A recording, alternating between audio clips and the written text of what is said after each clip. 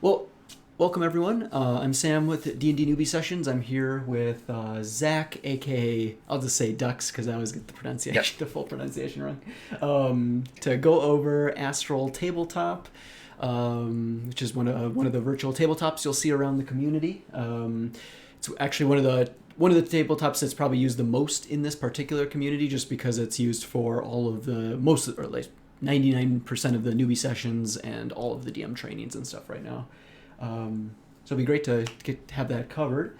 As usual, ask if you have any questions or comments and things like that. You can write them down and post them in the hashtag special events text channel, which is directly above us. I'll be keeping an eye on that as we're going here. If for some reason you wanted to have your mic unmuted to ask a question or comment, I believe we should be able to manually do that. So if that comes up, you can do that. I'll be also, if you're on Twitch watching, I will be checking for questions and stuff there. So if you want to ask a question there in the chat, you are welcome to do that as well. And then lastly, like usual, the VOD from Twitch will then be ported over to YouTube as well. So if you ever want to watch it again or something like that, you can go check it out there. But without further ado, Zach, take it away. Absolutely. Thank you, sir. Evening, everyone. As he said, my name's Zach. I've been a DM for a few years now. Recently joined this community and have fallen in love with all you guys here. Noticed that there was a slightly outdated Astral tutorial and figured I would take it upon myself because I have a problem with learning things to jot up a updated one and help you all learn how to navigate this system. So as soon as you get your first invite Astral and sign up and everything, you'll land on a home page similar to this. Now you'll see up top here we have the home, which is the current page we're looking at here. You'll have My Vault and Browse Marketplace. Um, My Vault and Marketplace are not too important to get started right away. You'll notice over here there are a bunch of quick start games. These are just different systems if you want to start a game in a new system. There are two tutorials here as well provided by Astral, which if you need further instruction, you can check those out. And then over here, this little column will have your last played game, as well as any maps or characters you've recently used, as well as quick links to make brand new ones. So if you just got your first invite into Astral and you land on a page like this, if you look down the bottom left here, you see I've got the little round icon with my name. Click on this, and if you have a little red dot here, there will be another one under notifications. Click this, and that'll let you accept the invite to get into your first Astral game, which the game will then appear under the My Games. And as you can see, I've done the newbie sessions. I'm running a few different games of Icespire Peak. I'm also in a game with our resident Lord Famous Hippopotamus. And then I've got the Astral Tutorial game, which I've set up for this alone. So I'll go ahead and click it, and that'll take us to the game's homepage. Now, over here is a timeline of everything that's happened. As you can see, I've been working on this game for a little bit. There's also a list of players. Every time you invite someone, you can invite them either Astral username or via their email. You can also set up a schedule ahead of time and set it to remind everyone because, scheduling is the ultimate big bad guy for all of us playing D&D right now.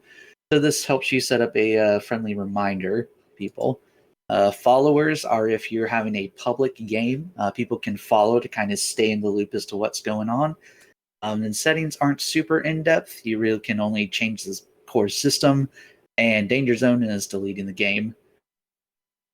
Now, if you're looking at this as a player, what you'll see is just the join game in the chat. The combat manager and audio player won't be visible to you. These are GM only aspects. But for all intents and purposes, once you see this screen, all you got to do is click join the game, and you will be ported to this where you can choose to start playing. Now, the very first time you click this, you're going to get a little prompt that's going to ask you to either make a new character or import one. Now, if you've already made a character in Astral before and saved it to your vault, which you mentioned previously, you can import that character directly. However, I would say probably 95% of the time, if this is one of your first games on Astral, if not your very first, you're going to have to start with a fresh character. So I'm going to go ahead and pop open their sheet here. This is what your character sheet will look like when you first open it up. This is actually a pre-made character that they just recently added as an option, but for the general appearance of a character, you'll be looking at a sheet similar to this. Now, all of these blue text right here, you can send to the chat directly over on this side.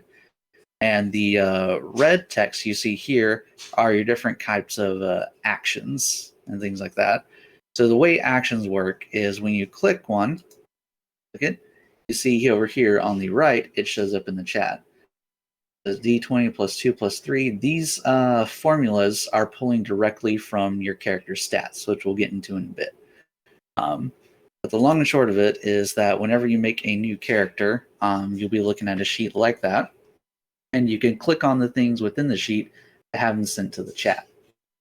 Now, if you don't feel like opening your character sheet, you can instead use, if you notice down here, you might not be able to see it just because it's all black. This is your action bar. So the way this works is you can either click on these or click the hotkey in the top corner there, and it'll automatically send to the chat. So I click on the hand axe. It's now done the hand axe portion of it. And these are really helpful for, commonly used attacks, saves, any type of spells your character is going to regularly use, things like that. They are very helpful to have for quick access. And the way you set these up is, once again, opening up your character sheet. A moment. Trying to act slow on me. But you'll open up your character sheet.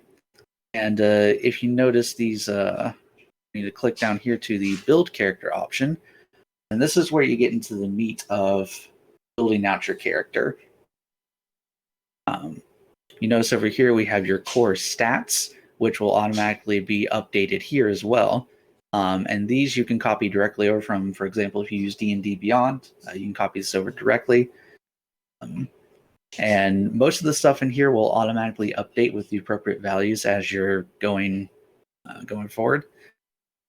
And then down here, actions. Now, by default, depending on which template you use for building your character, some of them will come with all these actions preset, and others won't. Actually, I guess I should go back and cover that briefly as well. So actually, let me go ahead and I can just show you. So, as I was mentioning earlier, this is the character sheet you'll start out with. When you first make your character, you will be given the option of 3 different sheet choices, essentially. You can use a 5th edition character template, a 5th edition stat block, or a sheetless template. This is what you'll get if you choose the 5th edition character template.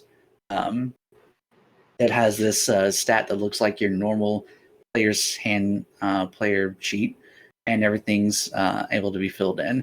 If you choose the stat block, you'll get something closer to this. It's a little rougher looking, but also a little easier to navigate. You'll have to drag and drop things on here to customize them as you want. And then if you decide to go sheetless, you will get, let's see, what would be the best option here?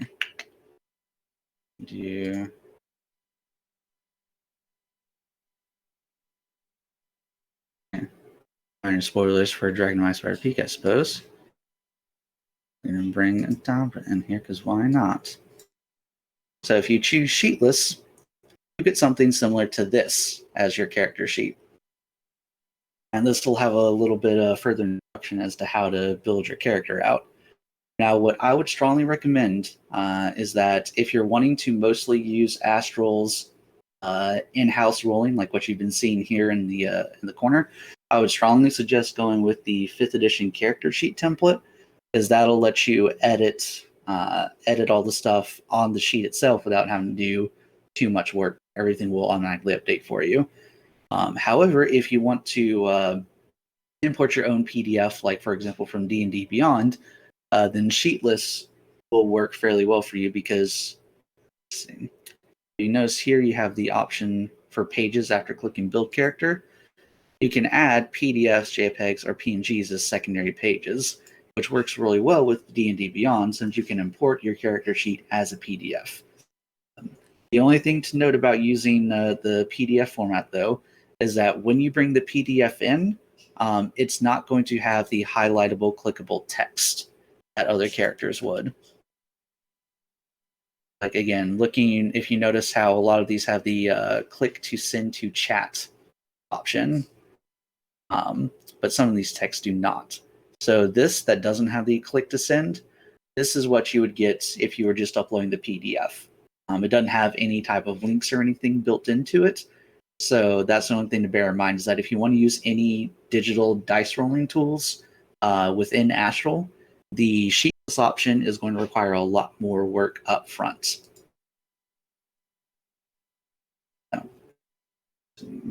Question anything so far? Get back at my notes to figure out exactly where we're at.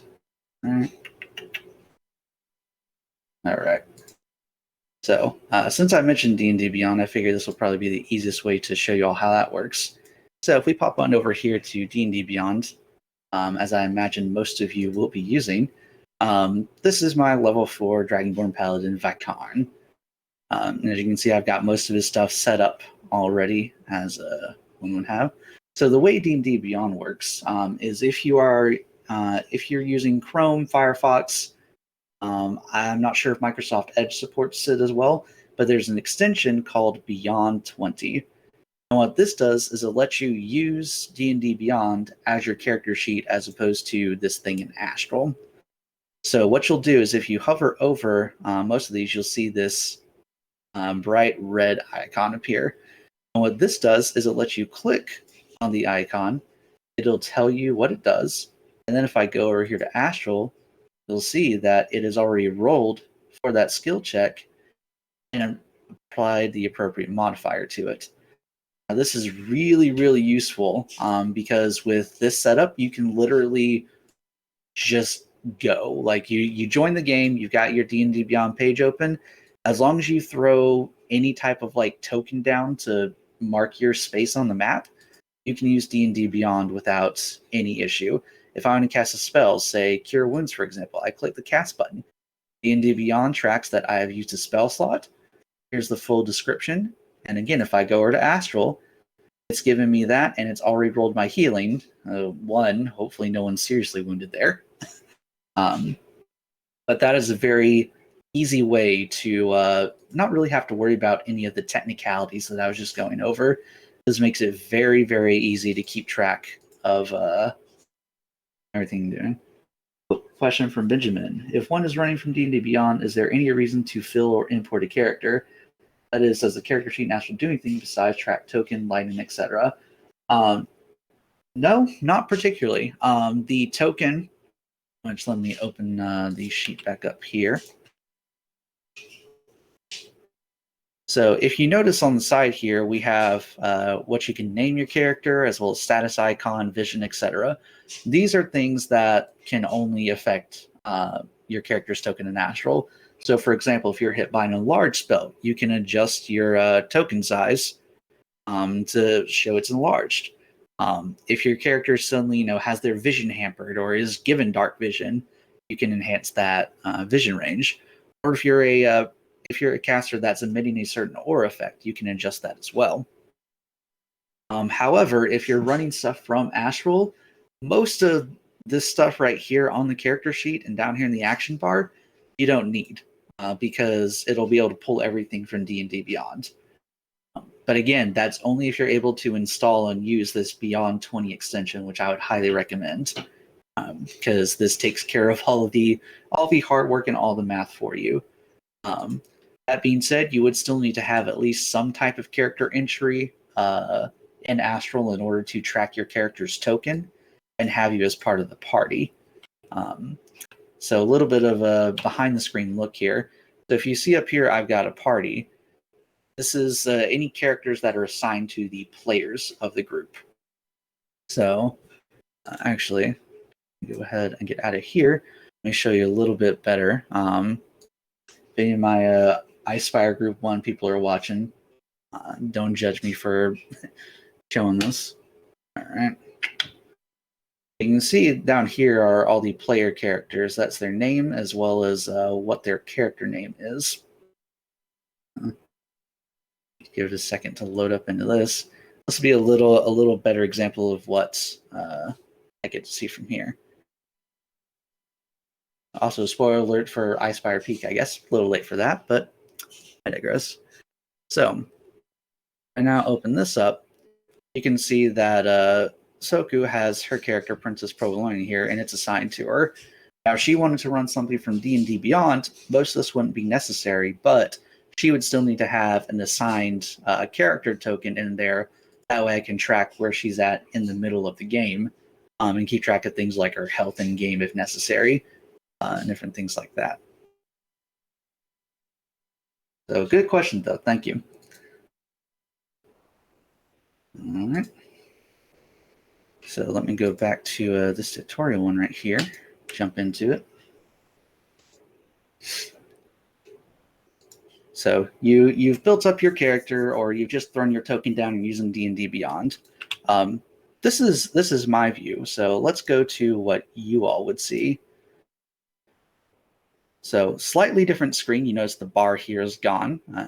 His DMs have most of the power. But so this is what you would be looking at for your character screen. Down here, again, we've got our action bar with all of your pre-built actions and everything built in, as well as your character's icon. You click on this, you'll see your player menu, gives you access to view handouts if your Dungeon Master has given you any. Switch characters if you're assigned to multiple ones. You can turn your action bar on and off if you want, exit the session. And then you'll see here, we've got an edit character and center on character, spacebar and enter. Now these are nice because as long as you are the player, it does not matter where you go. If we're on a giant map, you're scrolling way over here. You hit enter, brings you back centerfold to your character. And spacebar will always pop up in this character sheet no matter where you're at. So if you need to quickly look at your sheet while you're looking at another part of the map, spacebar, it'll pop it up. You go back to where your character's at, hit enter, it'll always center back to you. But this is pretty much all you would see initially. And then if your Dungeon Master wants to do so, exit their player view, they can also utilize something called dynamic lighting. So you'll notice now everything's dark. Don't worry, this is how it's supposed to be. The Dungeon Master can set up walls to block your line of sight. So now you notice, oh no, I'm trapped in a room with the gnoll. Where are my friends? Ah, there they are. And they can also set up doors to grant you access to the line of sight. And some of this I'll cover a little bit later in the more Dungeon Master centric side of it. Just know if you suddenly join a game and you can't see a whole lot, that's okay. It's supposed to be that way.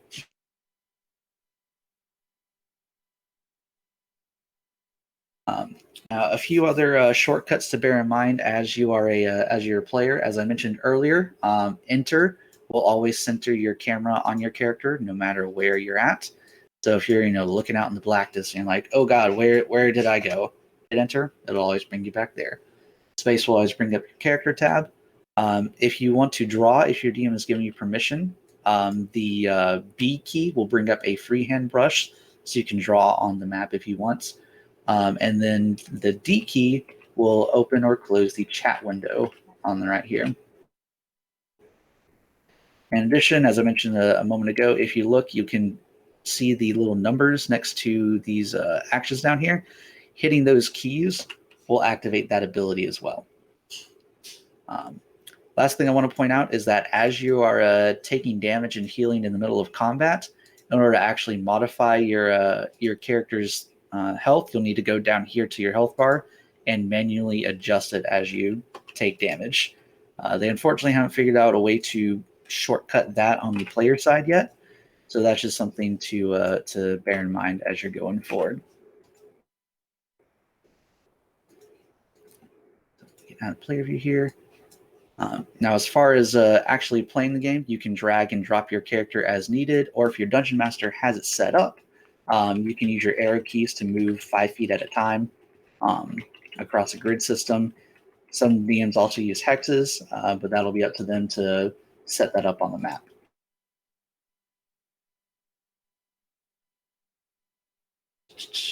Sam, any questions from the Twitch side of things? Nope, nothing so far. Although it does look like Jeff might be typing up something in Discord in a second. All right. Nope, there we go.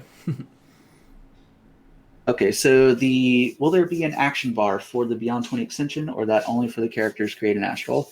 That's going to show up for everybody, regardless of if you use D&D Beyond 20 or not.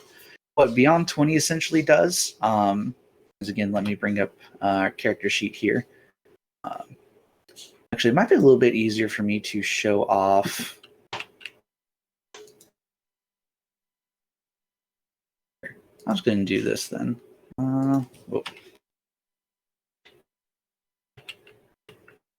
We're going to start a new character. So this is the options you'll get. I don't know why I didn't do this to start with. So you get character template, stat block, or sheetless. So if you use the character template, then you'll get my new character. Ta-da! And this is what you'll be looking at as a base. So as you can see, I just made this character, and they already have a action bar set down here, pre-filled in with a few different things. So that's always going to appear no matter what. But what D&D Beyond lets you do is if I click on this character and then make this melee strength attack, you'll see it's only adding a 2 and a 0 because this character starts with 10 and everything. So that's not going to go very well. It still adds proficiency bonus of 2, strength is 0. So that's why you have to go in using the build character menu. You can edit your stats as you want. So like if I change this now to a 14, click off of it, you'll see that updates to a 2.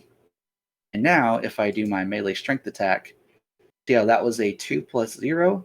Now it's a 2 plus 2 because it's factoring in the strength. Excuse me. So that's where most of the upfront work would come without using D&D Beyond, is you'd have to go in, change your stats. Okay, I'm good at acrobatics, I'm good at history, I have wisdom save, I have strength save. You need to go in and adjust all this manually. Or like looking at the attack roll, for example, you need to adjust the damage values, etc., etc. What D&D Beyond lets you do is bypass all that. So again, if my character is Vicon, for example, what I can do is open up this character, rename them to Vicon. If I want to, I can change their token. Let's see, do they have any Dragonborn in here? They don't have a Dragonborn, but I'll use a dwarf. Why not? So that now updates to Vicon. But rather than clicking on that, I can use this and be like, oh, I'm going to attack him with my long sword. And that sends this over and takes care of all that. So it negates most of the upfront work that you would have to do using a character sheet. But again, I still need my token to represent myself in game. But the action bar comes default with every character you make, no matter what. But good question. Thank you for that. Since I was just briefly mentioning it, I'm going to go into a little bit more of the character building side, because the character building is probably the most intensive and confusing part of playing. The actual gameplay itself is not overly difficult. Drag, drop, use your arrow keys, click on your stuff to roll. But for getting the rolls to actually work, that's where a lot more of the math comes into play.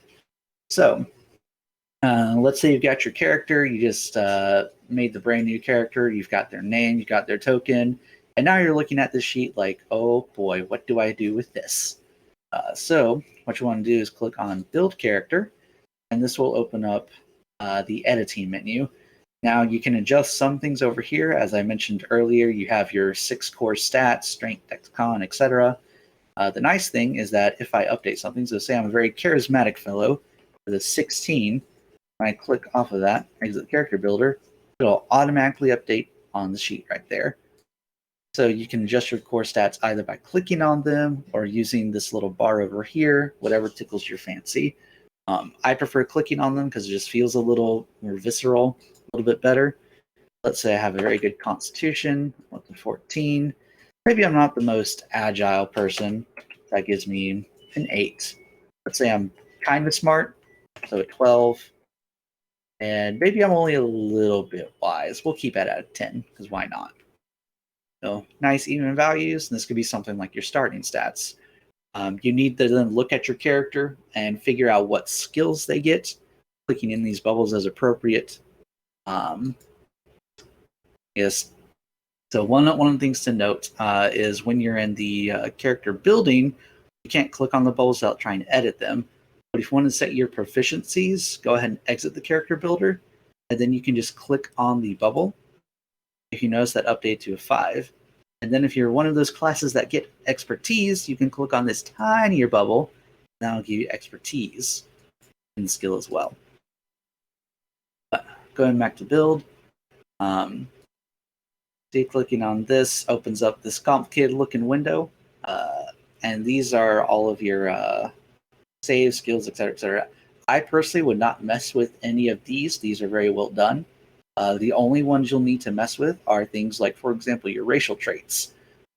These are normally just descriptors. You don't need to put in any dice rolls or anything like that. So you can literally just say, this character has dark vision out to 60 feet.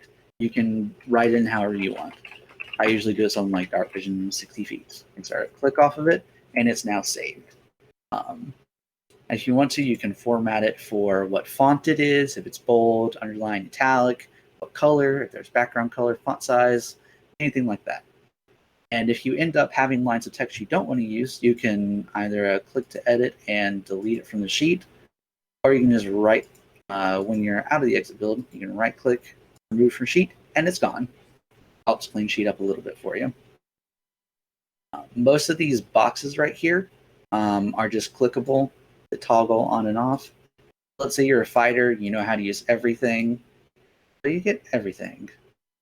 And that's just a handy way to keep track of what kind of proficiencies your character might have.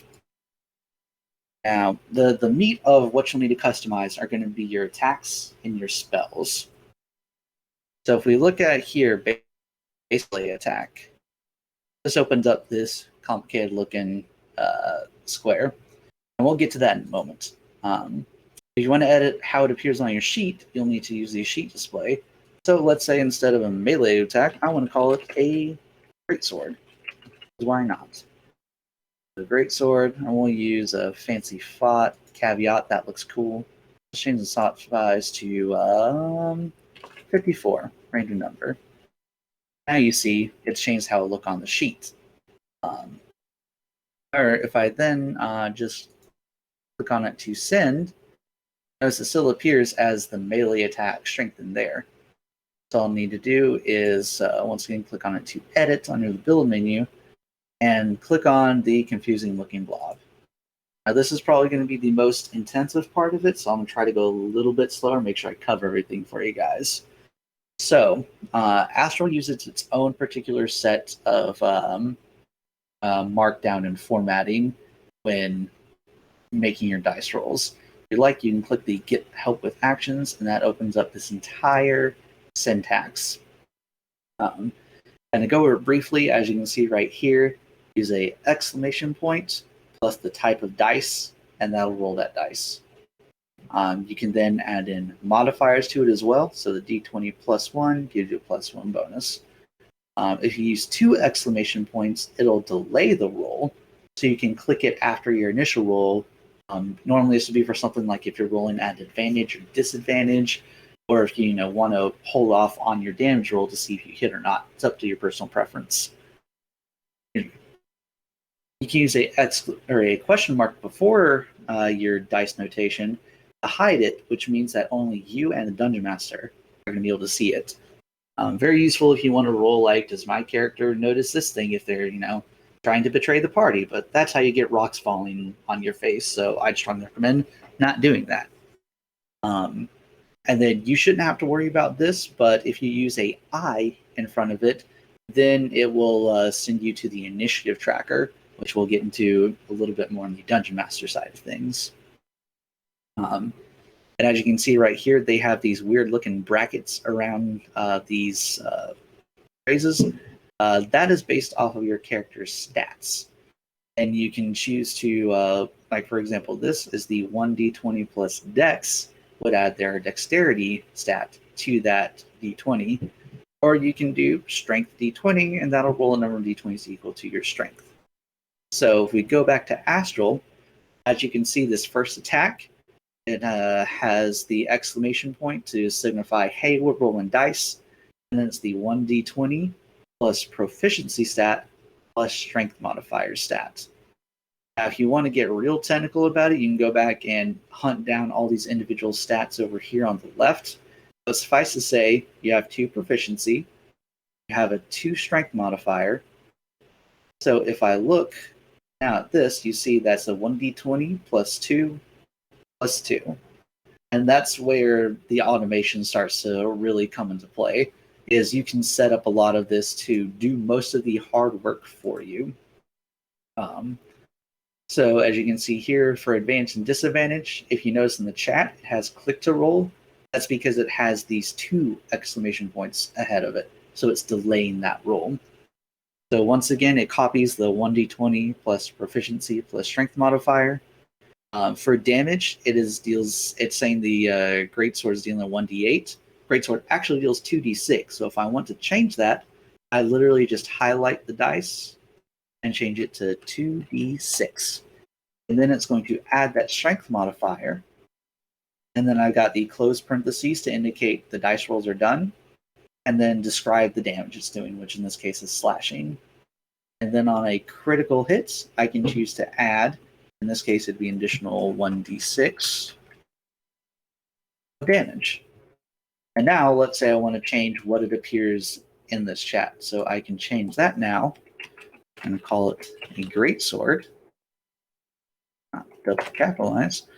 Let's say I want a different icon for it. We'll give it a skull because it's sure death to my enemies. So then I click off of it, and now if you notice, it's changed to this skull icon, and it's showing me what all is going to happen here. I click off of it, hit the greatsword again, and look at that. It is now updated to our greatsword. Adding that, if I roll that, there we go. And it'll show you the results of individual rolls as well.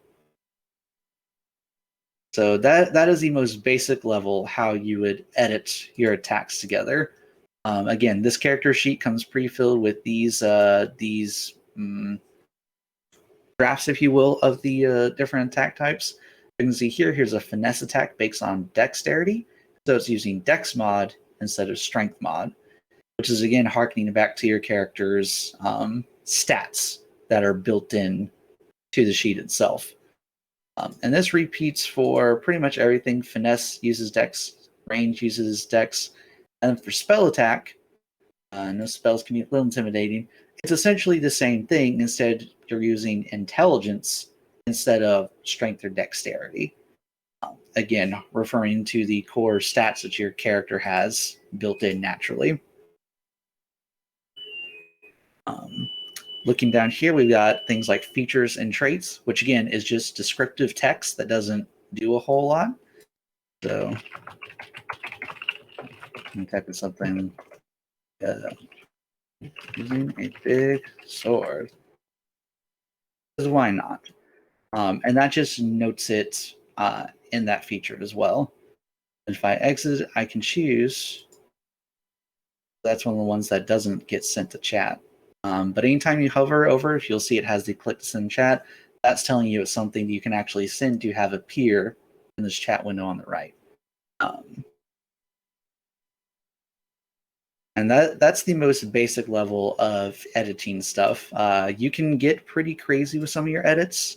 For example, this is a character that I used for a separate game. It is in Darn.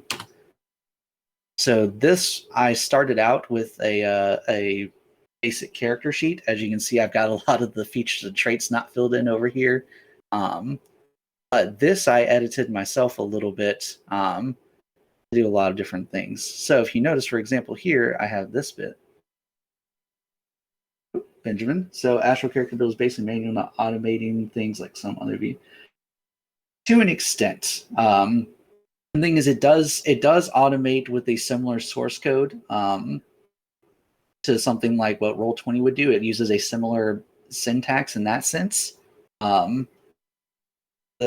thing about it is that all automation requires coding at a basic level.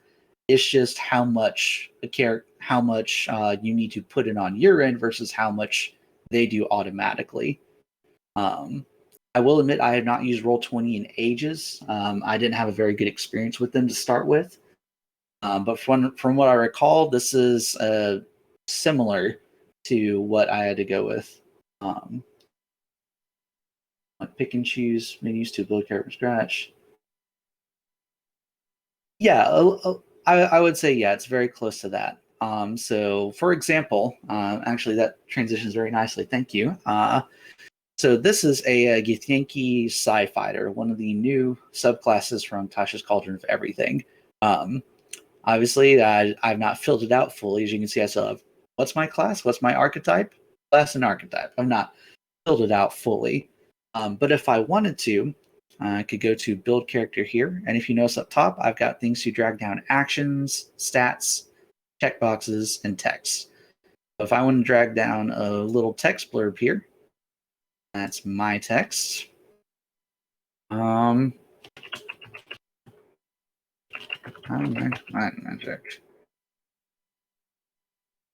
I'll pop up there. You can click it, edit how it looks, whatever. And then it's just there for you to reference. You can't move it to the chat or anything like that, but it's there for your reference. What you can do if you want to have stuff you can send in the chat is click and drag down these actions, and that'll pop up this My Action bit. So click on to edit, and it'll give you this little test blurb right here. My Action, you click to edit. You can include roles. You can even use Markdown to format the message, and then look at the syntax to edit as you will. And then the actions are what, again, you hover over, click the send to chat, and it'll show you that. And you can edit that with any text, markdown, whatever, to make it however you want. So, for example, on this character, I went in and I put up all these stuff that a level 3 Psi Fighter could do. So, for example, one of their features is a protective field.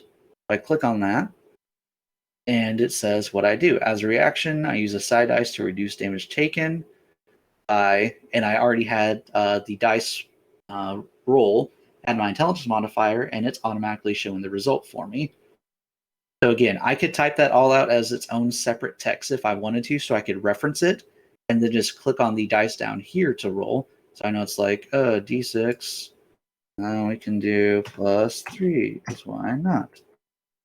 6 + 3 for 9. Woo! So you could do that, or I went ahead and put that in an action and have all that set up ahead of time. And then something like a fighter's second wind or action surge. Second wind I have as a full-on action because it involves dice rolling. Or action surge is just taking another action, so I don't have it clickable. But I do have the little dot here that I can fill in, so I know if I've used it or not. And then I can click it again once I've rested, and it comes back. And you can, again, adjust how everything looks in the chat, how it looks on your sheet. I've done a little bit of color coding to make it easier on myself. The only thing I really want to point out here, though, is, for example, my Great Axe here. Let me click on that. Character. So it pretty much looks the same over here, yeah? But if you notice, I've got a little bit of extra text here. This is where some of that syntax I was mentioning earlier come into play. If you happen to be a great weapon fighter, that allows you to reroll 1s and 2s while using a two-handed weapon. So I've put in the little bit of code here for my damage. The RR is reroll, And then I basically said anything less than or equal to 2, I get to re-roll that and then add my strength modifier. So as long as I'm rolling above that, it'll work. I wonder if I can get it to pop up here for me.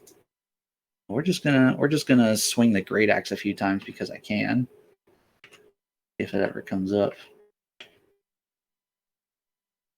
So right now I'm literally just hitting the number 2 key, as you can see here. And weirdly enough, I'm not rolling any 1s or 2s to show it in action. Let's see here. There it is. So if you notice how here it has the D12 kind of grayed out, it's because that rolled a 1, and because I put that RR in there, it's now re-rolled it, and I got a 7. So respect your big weapons, guys. They do a lot of damage. But again, that's more advanced stuff for manipulating the syntax if your character uses it, if they need it.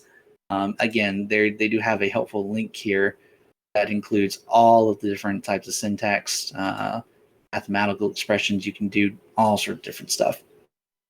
But from the most basic level, all you really need to do is make sure that, again, the names match, the damage matches, and don't mess with a whole lot else. The only thing that might require some editing is if you take a particular fighting style or have something that gives you a natural bonus to something. After this parentheses, you could add something like, for example, if you're using the fighting style that gives you the +2 to attack with a ranged weapon, you might adjust that for a dexterity-based range attack to just add a flat 2 in there. But that's the most extensive part of character customization, is kind of learning that syntax and figuring out how to go forward with it. But again, if you're using this 5th edition character sheet template, all you have to do is click on the stuff, edit it, and you're good to go. If you have any actions that aren't included on the sheet, that's where you can click and drop this action into it and then edit that as needed be. That's what I had to do for all these psionic abilities here, was I dropped down an action, changed what was in the box, and then I was able to save it and go forward from there. So with the most mechanical bits out of the way, transition to a few more just kind of nifty things that you can do. If you notice under here, you have a section for character notes. This is where you can use Markdown to take notes in your character if you don't want to use a manual book, or if you don't have another online resource. You can use Markdown to edit this as you want. You can even use private GM notes if you want. These are things that only you and the Dungeon Master would see. So if your character has secret backstory stuff that only the Dungeon Master should know about, you can put it in here for you two to see. As a player, you'll also have the option. Let me go back to their view. You'll also notice there's a option here for handouts. Now, I don't have any in this game, but your Dungeon Master can choose to give you handouts, which can range from things like region maps to notes your character might have received. Anything that your character might bring up at a moment's notice. Clicking on that will pop up in a separate window in the game that'll actually have that handout available for you to view. Let's see, anything else I'm missing on the character side? Oh, so if your Dungeon Master has enabled doors, doors work one of two ways. They're either everyone can mess with them, which means that anyone can click on them and go through them. As you can see, I'm currently blocked. I can't run away from this terrifying Dragonborn. And I click it, and I can go through without issue. The Dungeon Master has a game setting that will make it so either you can or cannot interact with doors. And that would be for them to explain or you to find out one way or another. You can also use the chat window to send just general messages.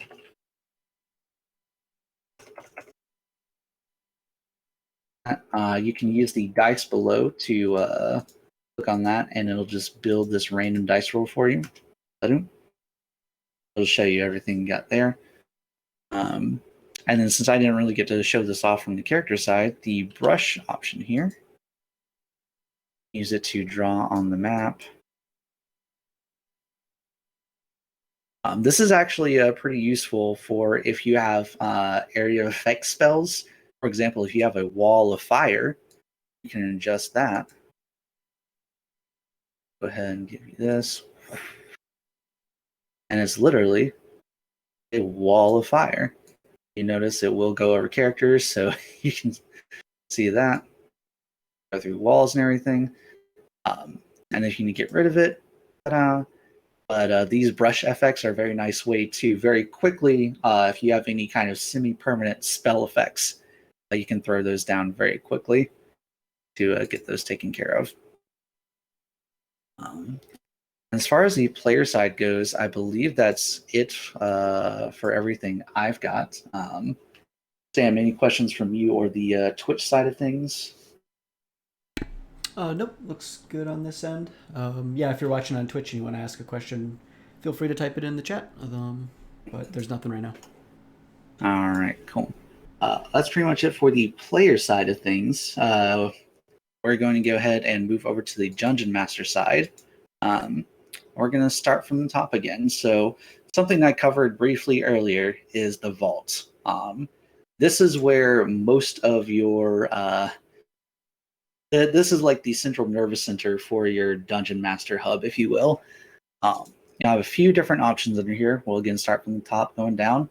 My assets are your baseline images, GIFs, videos, music, anything like that you're going to use to build something later as you're making your game. Astral, again, provides most of these for free, like character tokens, some animated background encounters. There's an Essentials kit, which has some basic terrain, things like that. Or if you want, you can import your own stuff, which I've got like some character tokens imported.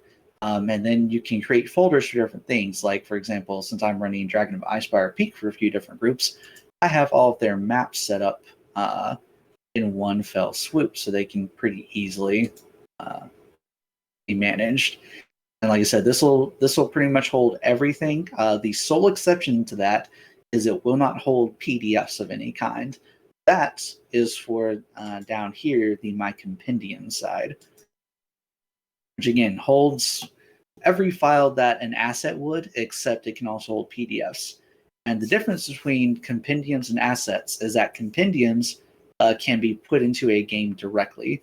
So, for example, and I think I might have to re-upload these because they've been doing this for a while. I have a map of Fandalen as well as a map of the Sword Coast in general as handouts for Icespire Peak. That group is in the middle of a separate map, and they want to look at either the region map or they're trying to figure out, well, where in Fandalen can we go when we get back? They can just open up the handout, and they'll be able to look at the map without me having to move the entire party to that area. My characters, this is where most of your characters are going to sit. Again, I've got my character from Hippo's game. I've got a stat block template that I've made just for quick copy and paste if I need to make custom characters or creatures. Got a little Artificer Gnome. Got a card deck that I was starting to work on. And then all my Dragon of Icespire Peak characters have been set up here as well. Now, up top, you'll see create a new character from template. This allows you to very quickly start. You can see they have a lot of character templates here. You can literally just click on one of these and start throwing a character together from scratch. Like, for example, if I need to make another character quickly, this is the creature stat block. And all these are the editable stuff. Build character, and I can start going from there. The thing to note about the vault is that characters are saved here in their own isolated state, if you will. So, like, for example, my Zendarian that's saved here is in a constant state. This is like his base. So if I were to add him into, like, for example, the Icespire Group 1 game as well as the Icespire Group 2 game, those entities now exist as separate entities on themselves. So their health is tracked differently, their item tracked differently. They essentially take on their own existence while a version of him remains here. So this is very useful if you've got custom creatures that are going to be in several games. If you've got characters that are going to be across several games, this is a good way to keep track of them. And for all the players out there, if you want to have a character baseline saved somewhere, you can save your character to the vault directly from the game, and I'll put it in here for you to access later. Otherwise, that character is only going to be visible within that one game. So if you get invited to one session, make a new character, really fall in love with it, I would strongly recommend saving it to the vault. That way, if you get invited to another one on Astral, instead of having to go through the whole process of making your character, you can import that one, and it'll be there ready to go. Again, just remember that all the stats, stuff like that, are going to exist as their own separate entities at that point. And then lastly, we have My Maps. Now, this is where all of the maps you've made are going to sit. And I'm just going to go ahead and, what's a good, fun one to show you? Yeah, we'll do this one because why not? I'm going to click on this to collapse it.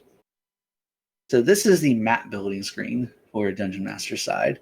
I've already gone through a pretty good bit of the work ahead of time. As I was mentioning to Sam before we started, Astral just did a map update to include some asset-specific lighting, which I think has messed with their map synchronization a little bit. So I don't know the exact extent I'll be able to show you all of these changes. But this is baseline what you'll be getting when you bring a map in. You'll have to resize it and make sure things fit as needed. As you can see, I've already done so. I can choose to hide the grid or show it. I decided to show it just to make it a little bit easier to align things. And then all these lines around here are setting up your dynamic lighting. So if you hit P, that'll bring up your dynamic lighting pin. And the way this works, so I'd actually need to bring in a character to see it properly. But what I was mentioning earlier with all the lines of sight being blacked out, any of these blue lines are going to be doing that blocking.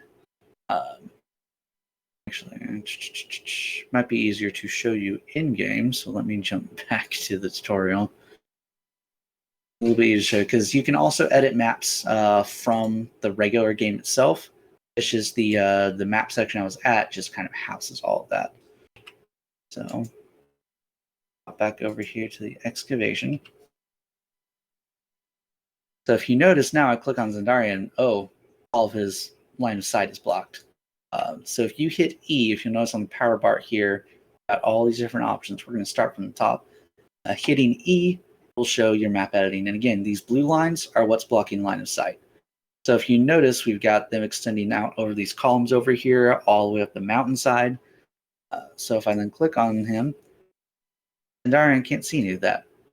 But once he goes past, it opens up line of sight. Clicking off of him, you can see I've got most of that outlined, so he can't see past that. Zooming in a little bit. Now, as he approaches, if you'll notice, click off. Over here, you can see a little bit in the chamber there, but if you notice, we got this hallway down here that he can't really see, and that's because it's closed currently by a door. If you want to make any particular space a door, you'll hit the D key or go up here to the define door. As you'll notice, it'll highlight some of these as doors. And when you do that, you can also adjust the doors to be interacted by a certain group of people, which we'll get to in a second. Now, we'll say he's exploring around. You notice again, he can't go through the door, can't see through the door really. It's a very good way to keep players from going places they're not supposed to right away. You can see I've got a lot going on here. This is one of the more densely packed maps, which is why I figured it'd be a good one to show you just to see the extent of how crazy it can get. You can do a lot simpler versions of it too. So for example, let's bring him back over here. I just want to make a line. About that. Get out of the tool. Now, you can't really see past it. And if I need to get rid of it, go to the pen tool again, click on that, get rid of it, and you're good to go. Now, if you'll also notice, he's got a little bit of grayed out sections from places where he's been. This is your fog of war. So again, kind of going from the top down, if you hit the L key, this brings up your lighting settings. If you want to benefit from any of this, you'll need to make sure you have dynamic lighting enabled. Actually, let me go back to the first one because this is where I was originally going to show you guys this.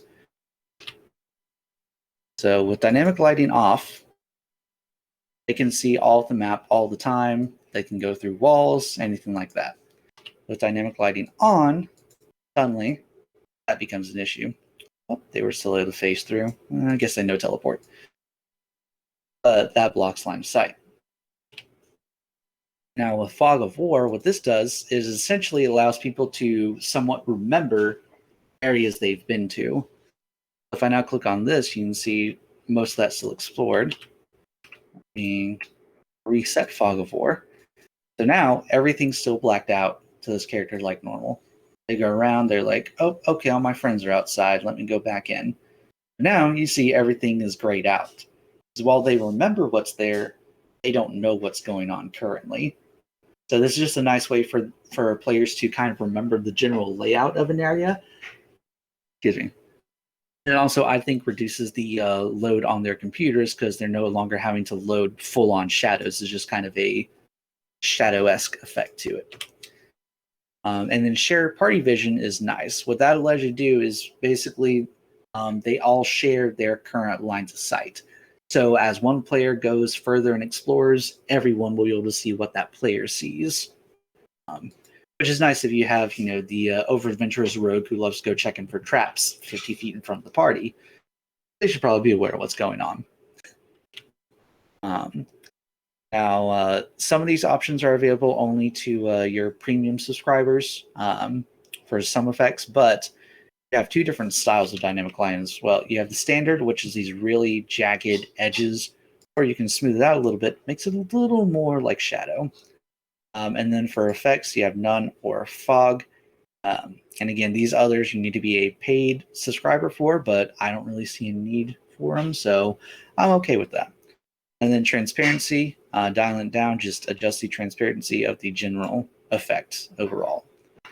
Again, remember, you have to have dynamic lighting enabled in order to benefit from any of this. I'm going to turn it off for now. I've seen you bring it up a few times before, but this map managing pop-out is where you can have your different maps layered so you can jump in between them. If you have a party, a group of players, what you can do is right-click, move party here, and any characters assigned to it will be instantly transported to that map. Very useful if you need to go from a particular encounter map to a region map or something similar to that. As opposed to having to highlight everyone and move them individually, you can just go to the map, right-click, and move everybody there as needed. Using the plus button, you can add new maps directly from your vault. Again, what I was saying earlier about it's important to make sure you save all your maps to the vaults because you can import them as needed. And again, they exist in their base form, so any monsters or other changes you put on there won't be saved in the vault version of it. And then you can use trash to delete, E to edit, or you can hit E to go ahead and edit the current map you're on. If you want to jump to and start editing the map, with the pen button, you'll jump right back into it.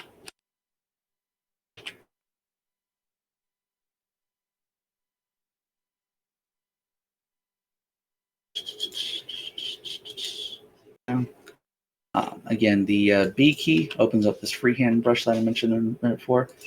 Drawing permissions is what lets you choose whether some people can draw or not. If you got a problem player who likes, drawing a little too much for their own good, you can temporarily take away their permission, put them in timeout, as it were. Hitting C will bring up your characters tab. This shows you who your current party is. So every token that's controlled by a player will show up here. You can click on them to see what's going on with them. You can see the characters on your current map, as well as all characters currently within your active game. If you would like, you can add party to area via this as well. You can add character by portrait. I'm not mess with too much. And then create or import character. Again, you can import from the vault or create a new character on the spot. Now, this is something that they just recently added, and I'm quite happy with. If you hit Q, you'll bring up quick creatures. Give it a second to load, yeah.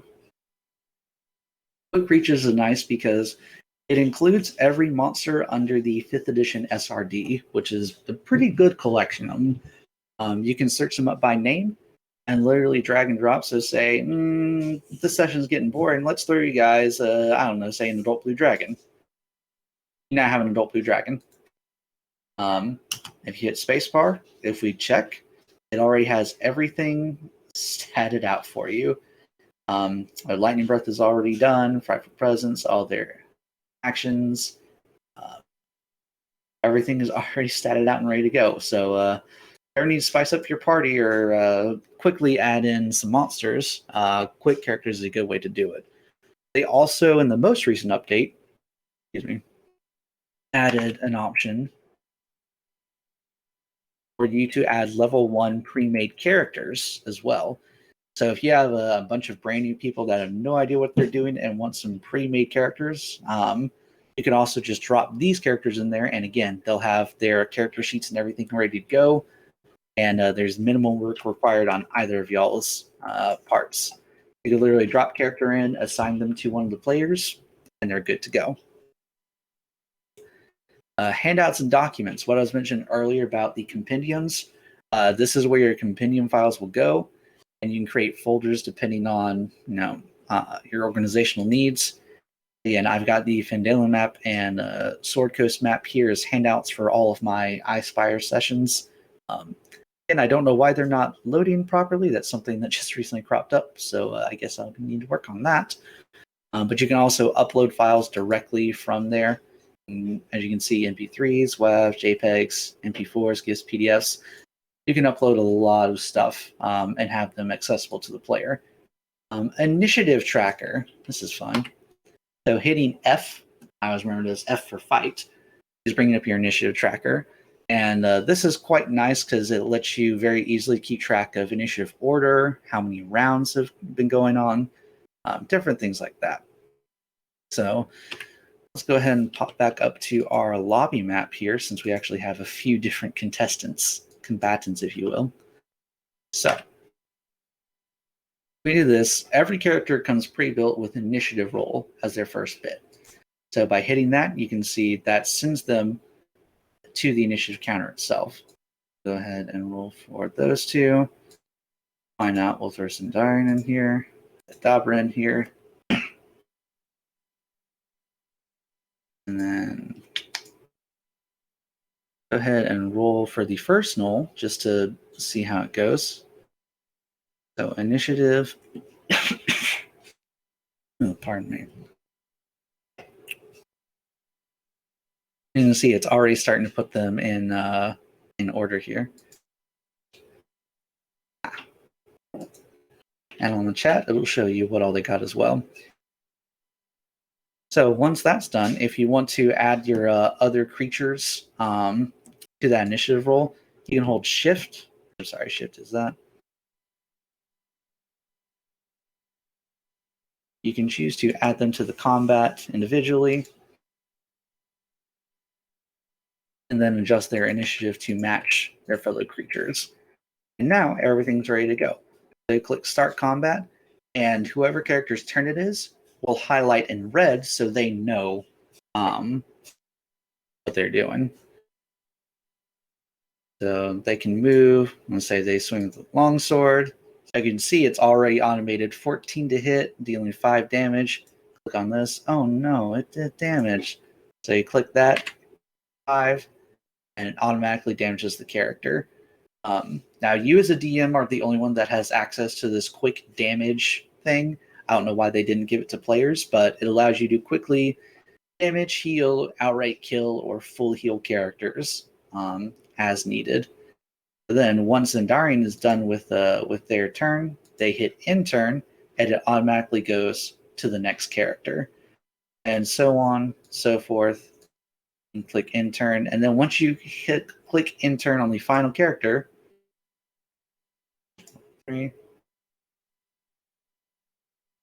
it'll go back to the top of the order. As you can see, it'll automatically advance it to round 2. It's a very, very good way, as long as you're on top of making sure that people are ending their turns.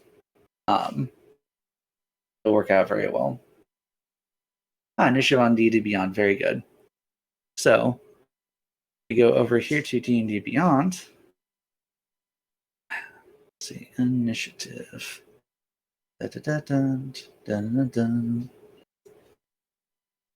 Close that. Let's see.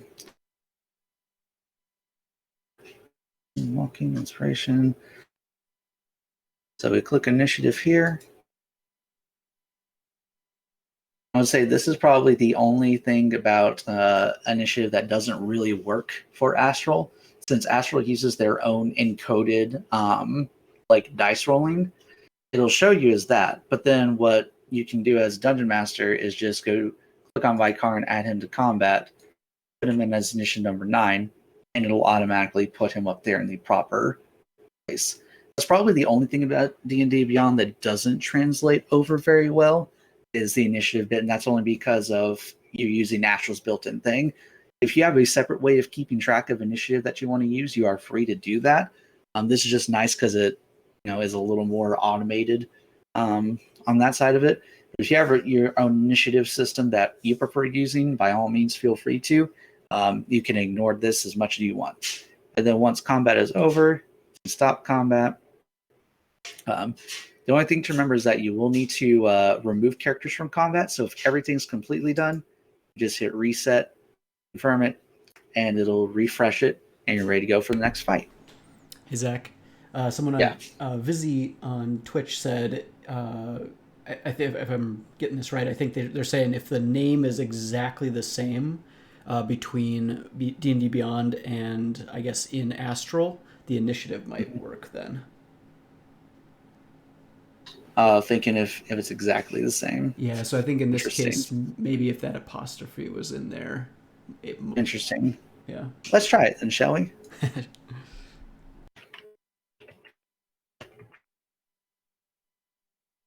There we go. So that'll update the name there. And let's see what happens, shall we? Another initiative. And bring up that. That'd be correct as long as the name matches. So I wrote a statement. I guess I haven't ever named my characters properly before then, I suppose. Right, cool. So yeah, D&D Beyond will use initiative as long as your character is named precisely the same. Yeah, thanks, VizzyXX.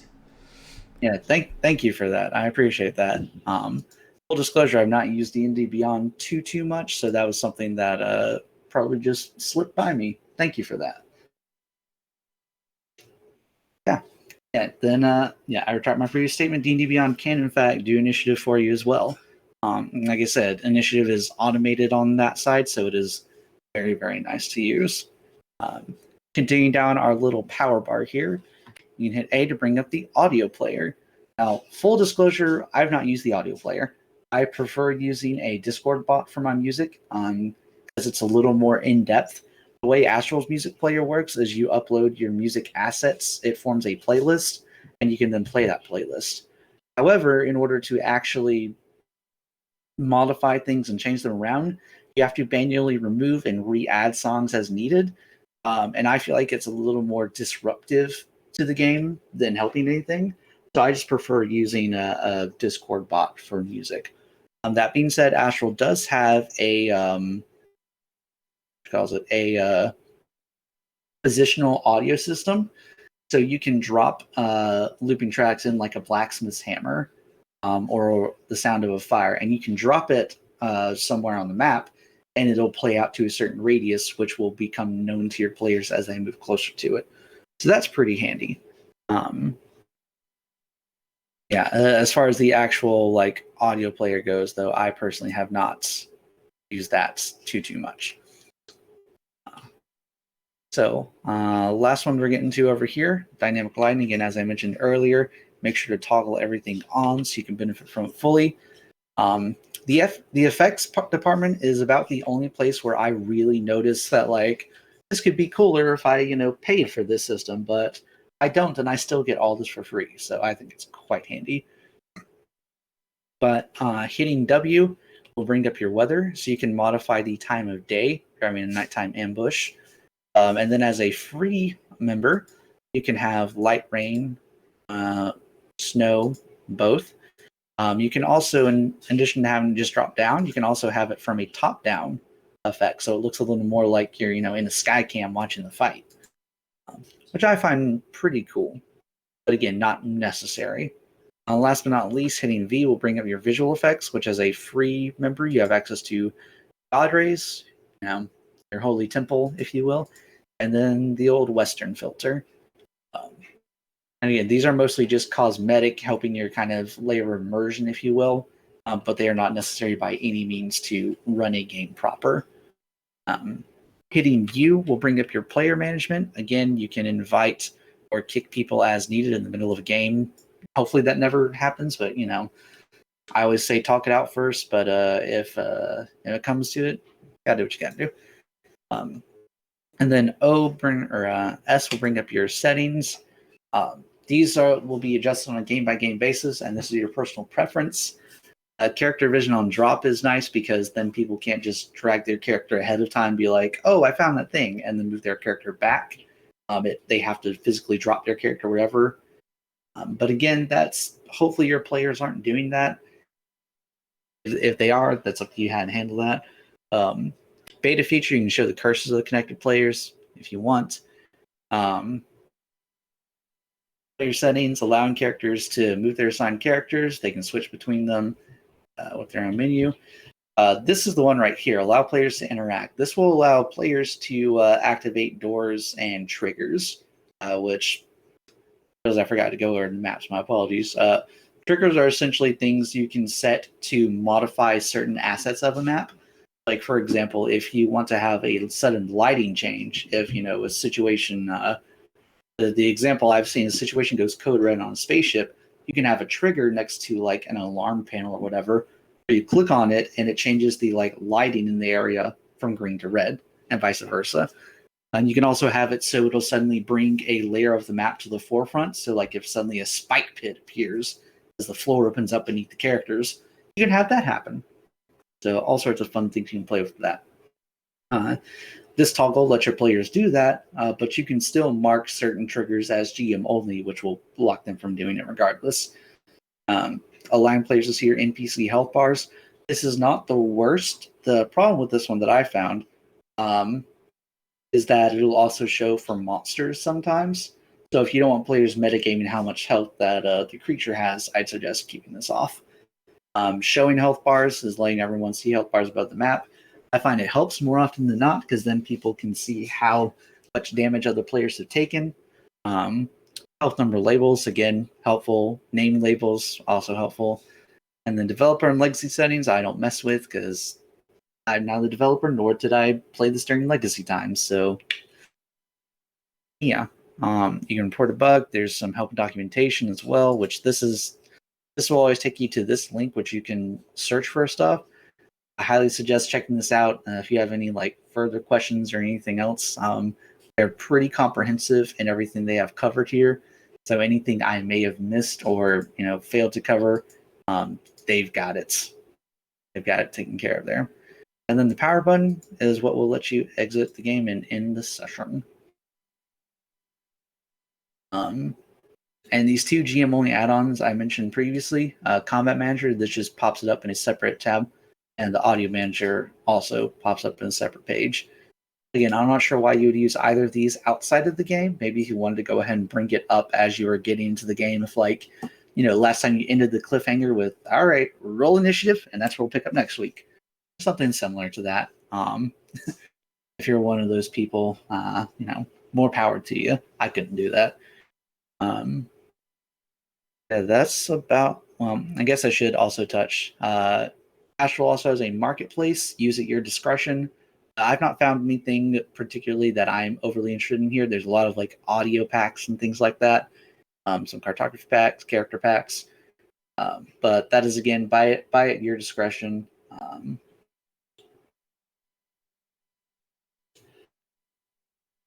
Yeah, David, thank you for that. Yeah. If you want to just mostly use theater of the mind, if you're not super into the grid system, you can just bring in pieces of artwork after you save them to your assets folder, and just drop them in and use them as backdrops for your maps as well. You don't have to add a grid system to it if you want. By default, the game gives you a landing page, which is something similar to that. Yeah, that's a very good point, David. Thank you for that. And yeah, I believe that's about it for me. Any questions on your side, Sam? Let's see. Nope. Nothing on Twitch right now, and I think we just got David's. I saw David's there, which we got covered. Mm-hmm. Yeah. If anyone has any last questions, like I said, you can post them in Twitch or in the special events text channel above us. If you don't ask it now, forever hold your peace, I guess. If you want to get in touch with me later, you can always find me at DuxDucis on Discord, or u/Phi Delta Cuffs on Reddit. Cool. That's Phi Delta is in the Greek alphabet, PHI. Cool. Yeah, if that's it, thank you everybody for your time. Appreciate y'all being here. Cool. Yeah.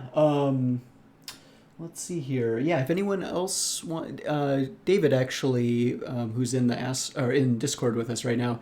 If anyone else wants an additional deep dive after this, David also made a tutorial video a little while ago where he built I think it was a one-shot in Astral. That's on our YouTube channel, so feel free to check that out if you're looking for even more of that type of content.